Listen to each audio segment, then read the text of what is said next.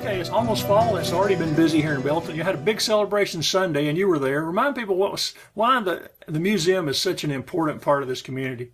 Well, they house all the history of our town, and yes, it was their 50th anniversary. It was a very nice reception. I was happy to be there, and they did a great job with it. A lot of really good people worked hard to get that museum going, and very proud to see that it's been running for 50 years, and it's a great place to go, learn a lot about Belton. And you've been here the whole run of it, so how much have you seen it grow?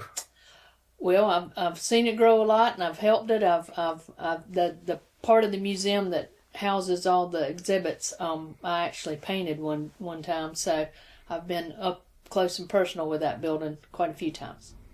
And their events continue to carry on. Right. And coming soon with their standpipe, they'll have their Heritage Days. So. How many years is the Standpipe Festival now? Do you know? Oh gosh, I don't off the top of my head. I can't remember it not going on.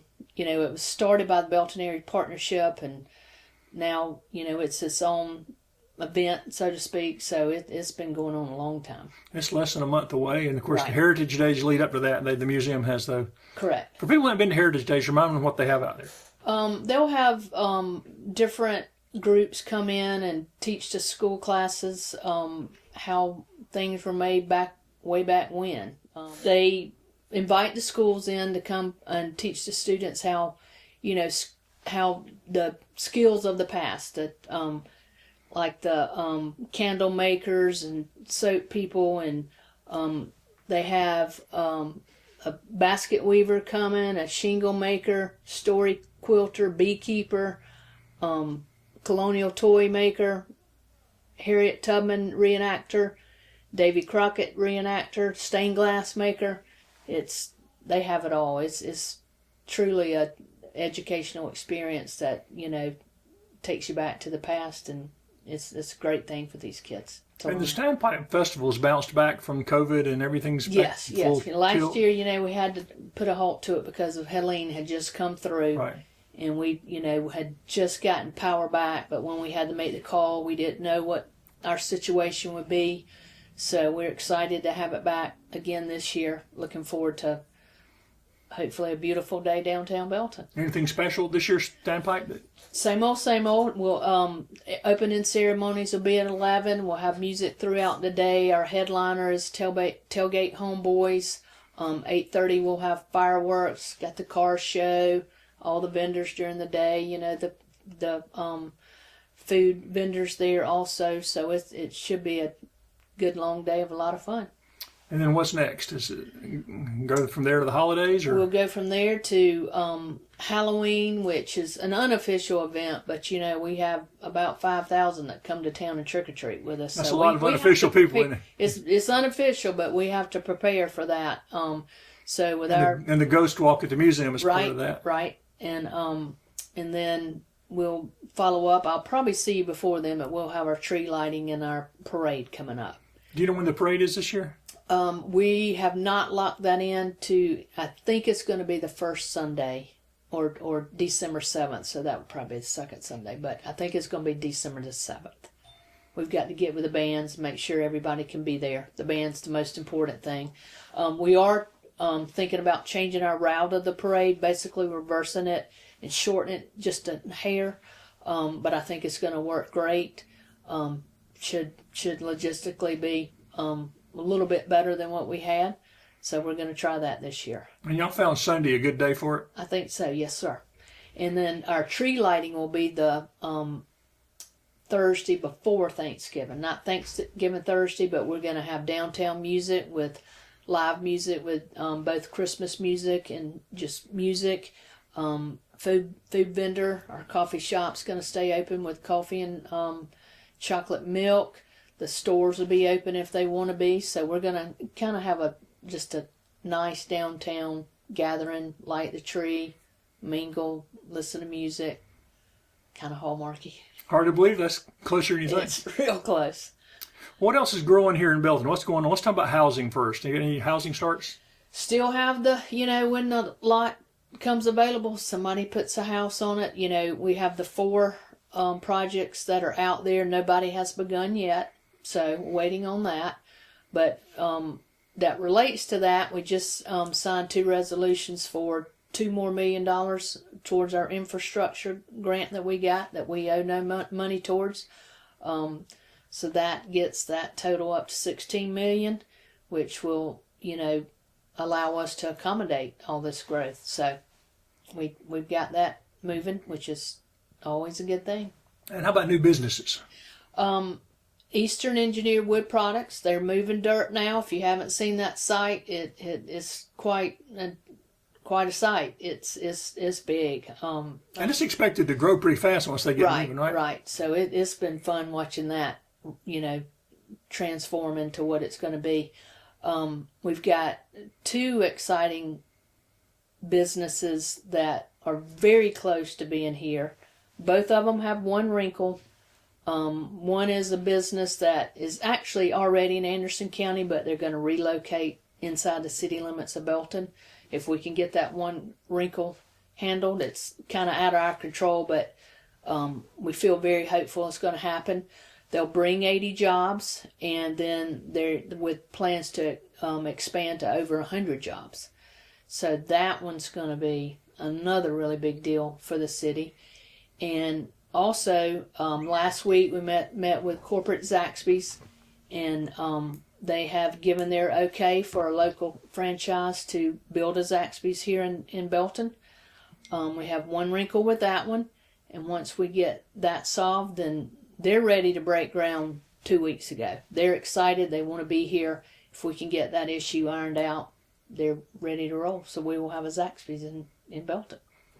And there are a lot of moving pieces of this that a lot of citizens don't understand, yes. right? People It's say, not we want just- this, we want that. Yeah, and it's not just Belton saying yes or no. It's a lot of stuff that goes into building a new, when you have a franchise, you're dealing with corporate as well. They really have the last say in a lot of stuff. So it's not as simple as people think. And you hear a lot of, we need another grocery store. Well, where in the city limits would you put it? There is not a piece of property that would handle a grocery store.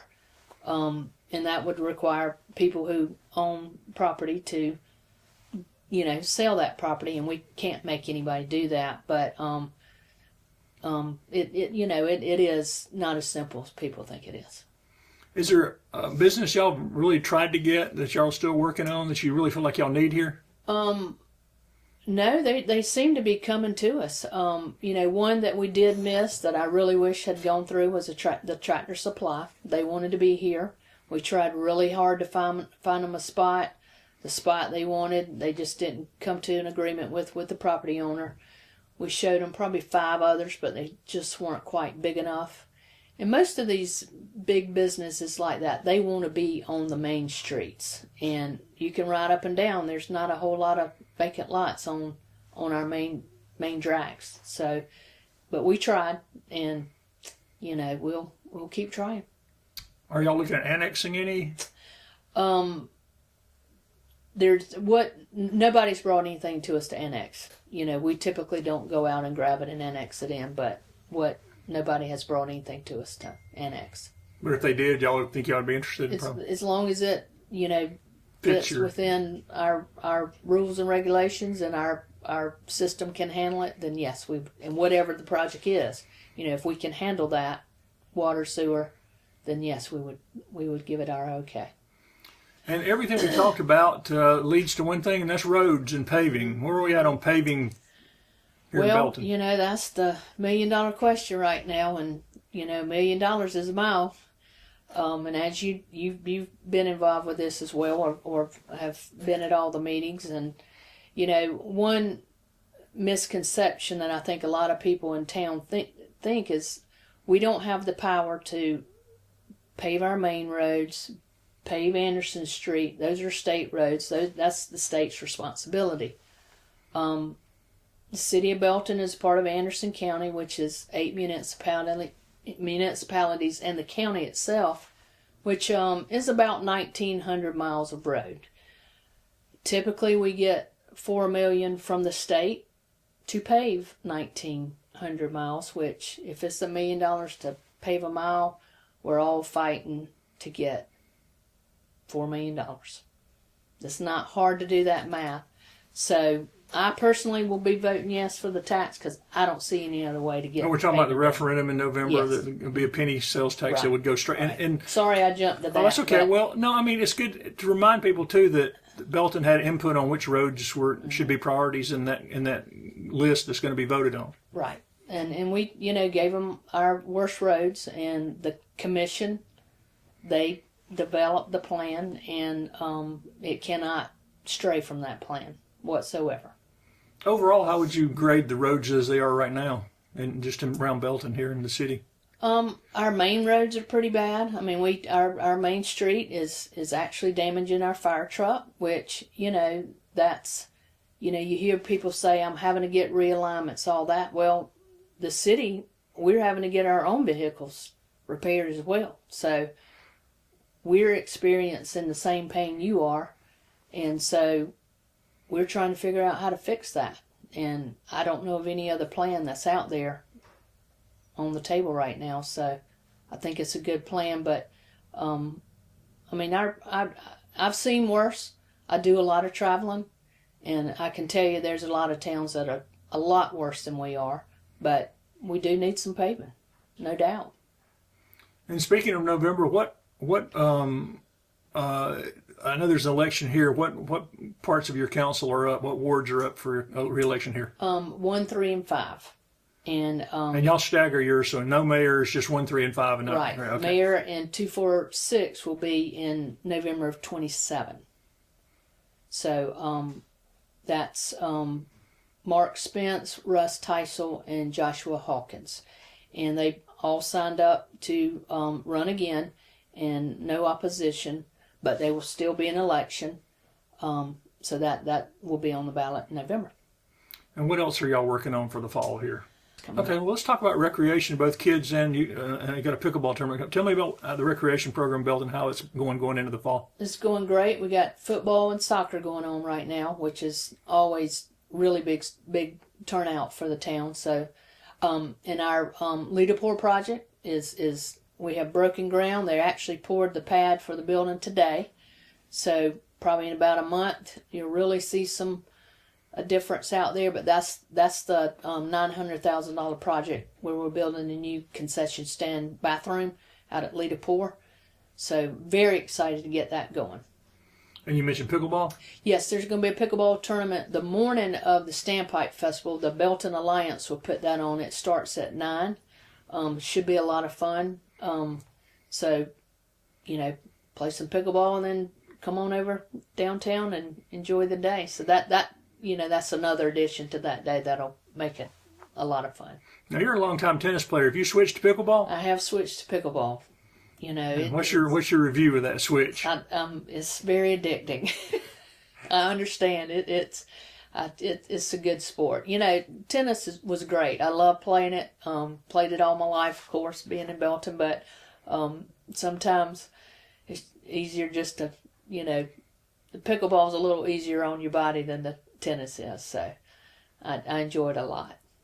I'd actually painted a pickleball court in my driveway. So that's mainly where I play. So you are serious? Yes. Well, we'll catch up in December. All right.